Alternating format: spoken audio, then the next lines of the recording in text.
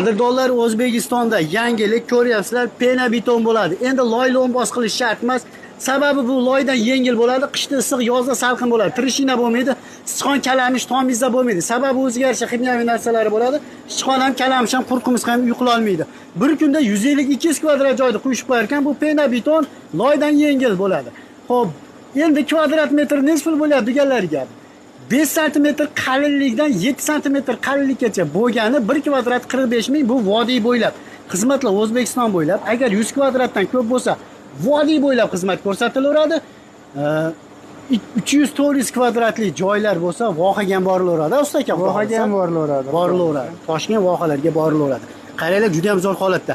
Endi buni qilishda nimalar qilib olish kerak oldin deganlarga, zarduvol urilib vassa tashlangan bo'lsa bo'ladi. O'sha qilib. Qaranglar, mana zarduvollari urilgan, mana bunday vassalar tashlangan. Vassa tashlangandan keyin akalarimiz mana bunday izospan materialini yozib turib, pena betonni quyib berishar ekan. Shu hammasi ichida 1 kvadrat 45 mingdan. Pastda nomer qoldirganmiz, aloqaga chiqaverasiz.